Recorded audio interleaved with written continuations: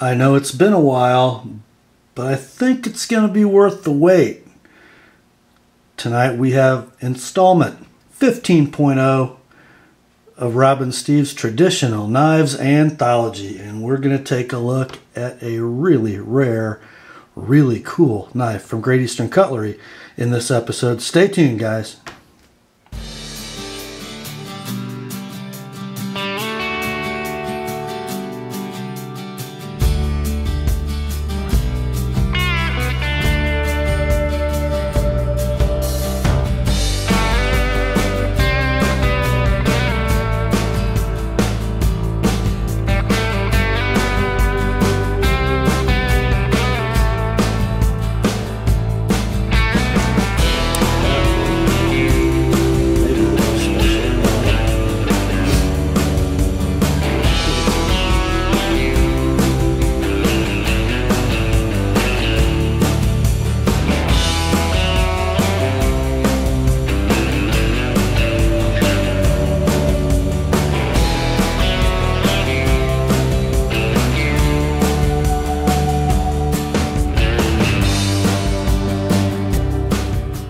Hi gang, Rob here, and yes, it is finally time for episode 15.0 of the Traditional Knives Anthology, and tonight we're taking a look at a very rare and very early knife from Great Eastern Cutlery. Let's take a look at its model number.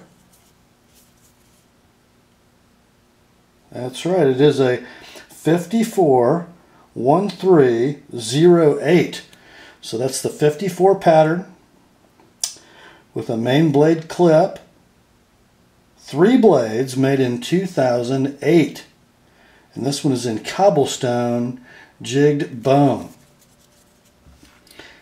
Let's just sort of pull it out and look at it. Let me get the tube out of the way. The large chassis, 54. I mean, this thing's big. Take a look at it here. I know you guys can't probably read the lines on my tape measure, but 4 1/4 inches closed. It's a big one. That's why they call most of the 54 knives moose, because it's big. Take a look at that.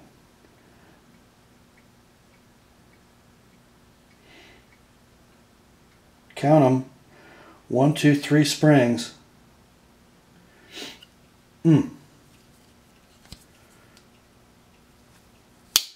Big old clip. A pen blade the size of a spear main in most knives.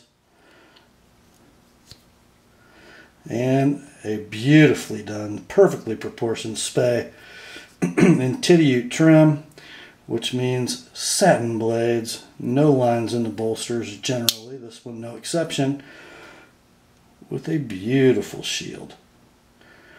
Love the symmetry on these 54s. Man, what a beauty. And let's get into what we all wait for in these videos, don't we? Let's hear from Steve. He's got some great copy on this one. You're going to like this.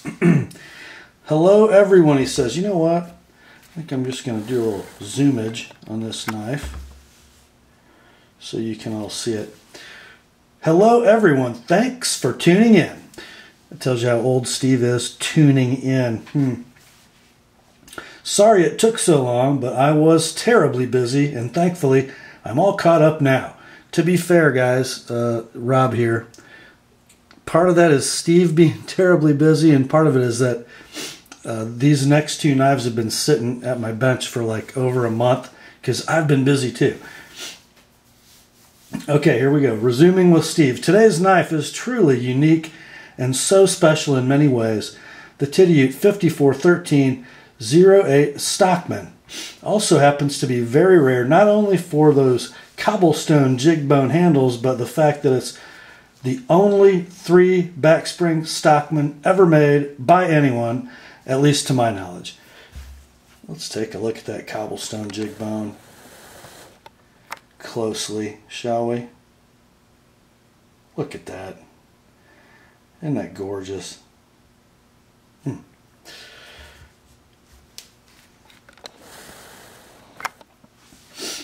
This run of only 35 knives is the only time GEC has ever made a knife with this cobblestone jigging. They did make one other run of 48 trappers that they also named cobblestone, but the jigging was very different and nowhere near as handsome and refined as this knife, nor as classy. Because this rare gem has so many unique features, let us begin with the design of the pattern itself. For starters, there's only one thing I would have done differently, and that's the placement of the nail nick on the main blade. Its location is slightly awkward for ease of opening, but not a real nail breaker. So let's see what Steve's talking about. Back up the camera. Notice the nick on that main blade is rearward of where the clip begins, not quite midship in the blade. So Steve's point is this. Actual location, and the should have been leveled out and moved slightly forward. He would like to see it centered with the point where the clip begins to give you a little more leverage and make the knife look a little bit better in proportion. And that if you notice, if that nick were in the location Steve's talking about, it would be centered with that tittiute etch. Because of that, what we have is a pretty stout pull. Steve calls it an 8, and I'm not going to dispute that. About the same as a 78 American Jack, if any of you guys have those. A little aside, if you have a GEC or any other traditional nail nick knife that has a pretty stiff pull, try this method. 3 fingers on the spine of the blade. These 3 fingers with your thumb in the nick opposite your middle finger. Good pressure with all 3 of those fingers, and then lift the blade out and then regrip to pinch open. That will save you from breaking nails. Steve turned me onto that trick, and I've been using it ever since. Not a deal breaker, not a nail breaker, I would say. It's a big heavy knife. I have no problem with a big heavy pull. This insignificant problem, says Steve, can be simply addressed by a modified technique for opening any slip joint with strong springs or nail nick placement. And he just goes on to describe what I just did. I should have turned the page. If you want a little better leverage, Steve adds, shift your fingers toward the blade tip to get better leverage. This allows room for your 3rd finger to grip the blade. Well, he says he can't explain exactly how or why this technique saves your thumbnail, but it really works. It really does. I think I know. If you just grab it like this, you're really out of control when that blade sort of snaps to the half stop and it sort of torques on your thumbnail. If you have those other 2 fingers on the blade, it sort of stabilizes all that. I think that's why it saves the thumbnail. Works on lots of heavy spring blades. You'll notice that it takes the stress off your thumbnail on the first try, and after doing this a few times, you'll use this improved method without even thinking about it, and tame even the toughest back springs. I would agree. Don't let those knives whip you, boys. Try this method on the knives you have now and feel the difference. Trust me, it works. Okay, I think it works. Not only is this knife a 3-spring Stockman, but the blade choice is different as well. It also has near sunken joints, as we can see. The blade backs ride much lower in the frame when closed than usual. Let's see what Steve's talking about here. Okay, so we're looking at the back of the tang on the main clip blade, and see how close in this dimension it is to the frame. It's not sticking up so you have a 1/4 inch of tang coming out. It's really very svelte.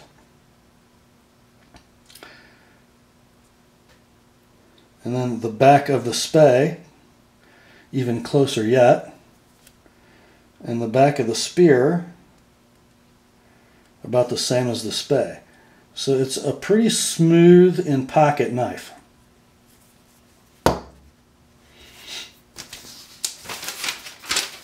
Okay. This knife is built incredibly well, and you can actually feel the frame resonate just on opening the two secondary blades. Usually a knife will only resonate when snapping blades closed. Both secondaries ride so low in the frame, the knife is very comfortable when using the main blade compared to other Stockmans. Okay, 2 points there. What's he talking about, resonating?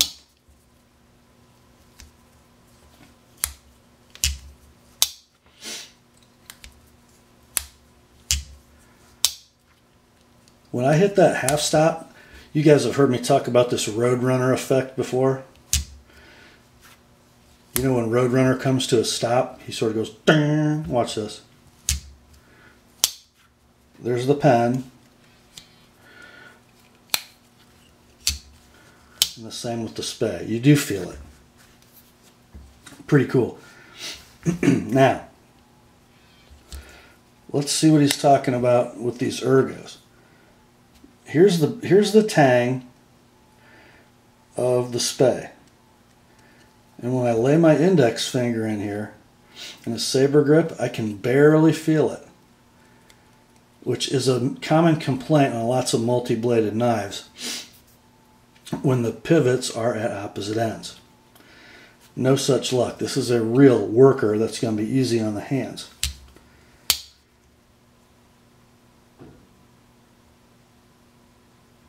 So Steve continues, because no blade in this knife pattern shares a back spring, the knife is very strong, yet not very thick to have 3 springs.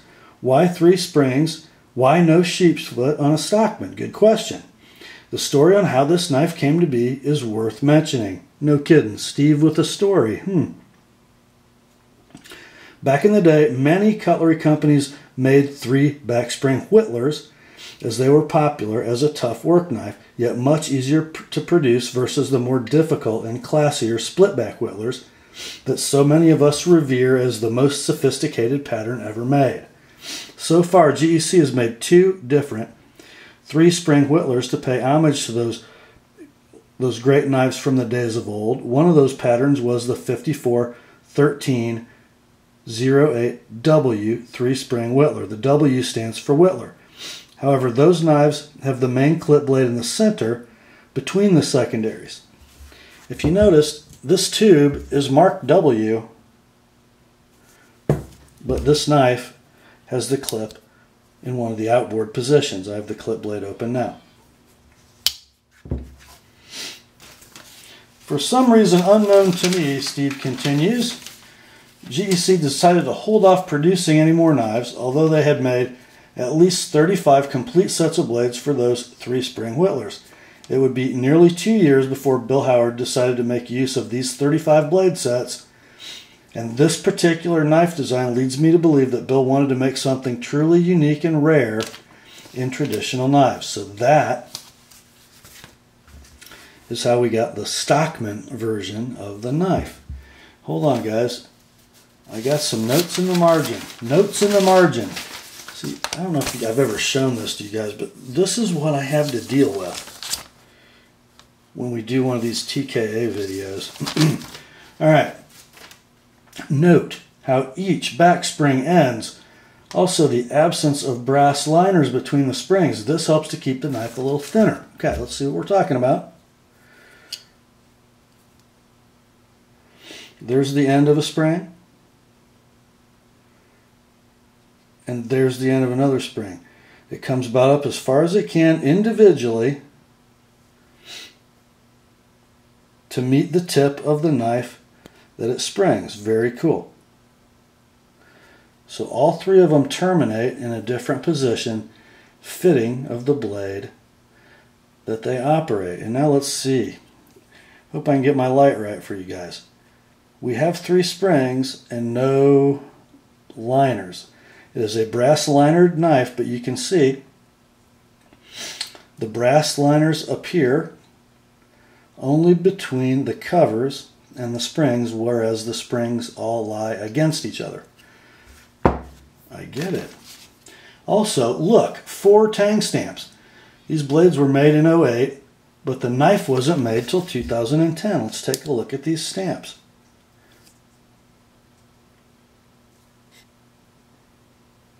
So this on the main clip, Untitled Cutlery, Pennsylvania. And here's the back. Guys, I don't have my glasses.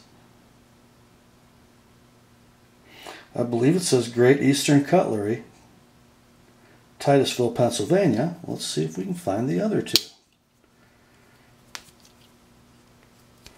So on the spear, or the huge pen, is our model number. And then on the spay, Titusville Ironworks.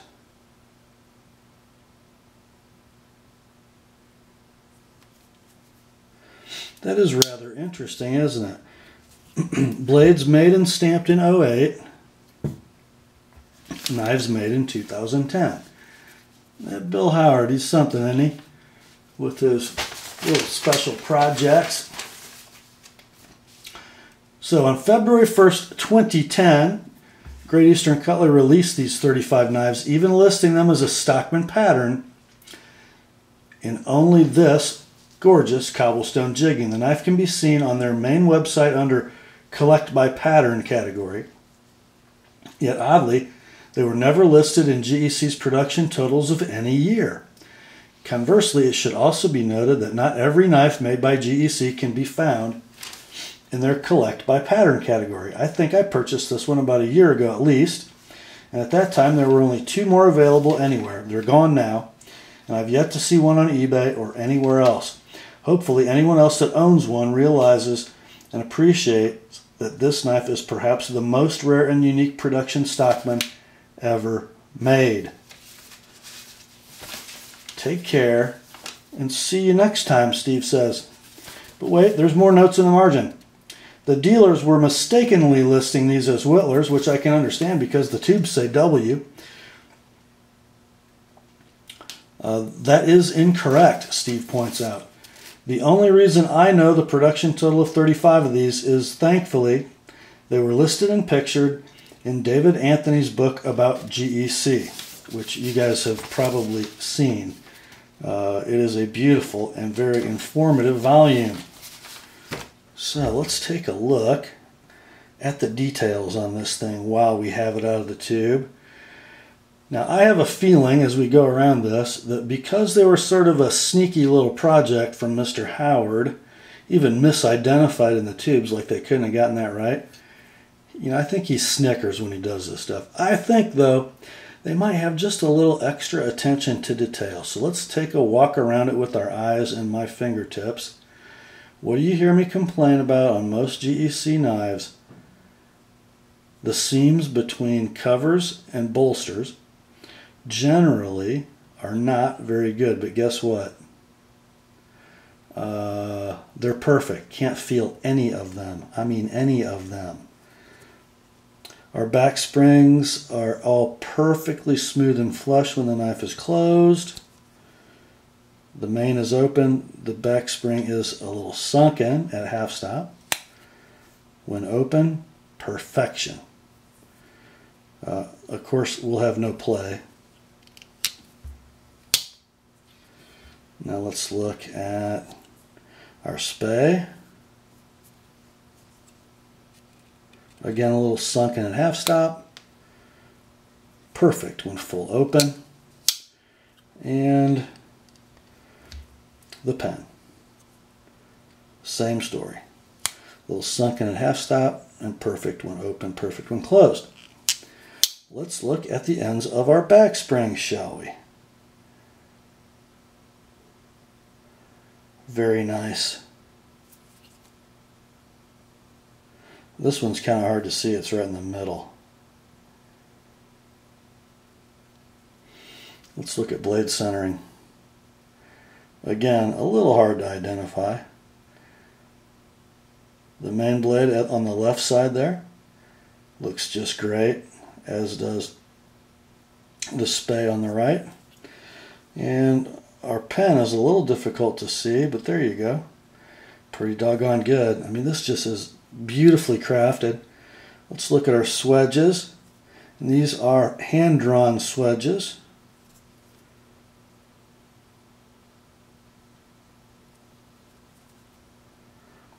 I would say quite symmetrical on the clip. They terminate in the same spot. Just beautifully done.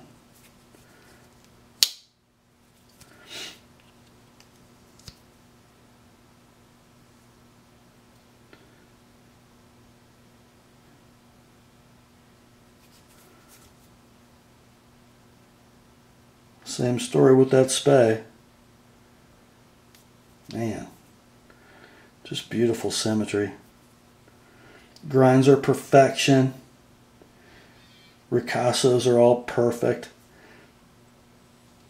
Edges are thin and beautiful.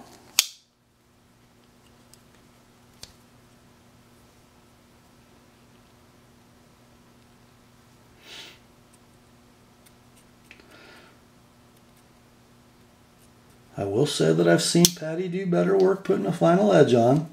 I've seen her do it in person, as a matter of fact. You guys have seen it. Nicely done on the tip of this main clip, though. Sometimes they leave a little of that tip protector, which is okay with me because it leaves me room to work when I put a good edge on them. This one, though, looks great.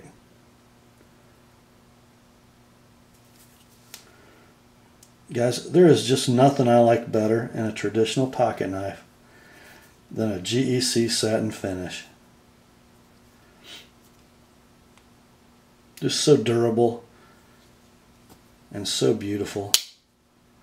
What a great knife. Thank you for sharing this with us, Steve. We really appreciate it.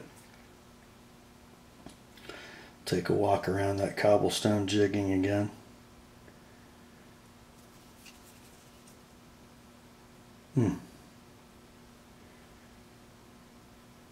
Gorgeous.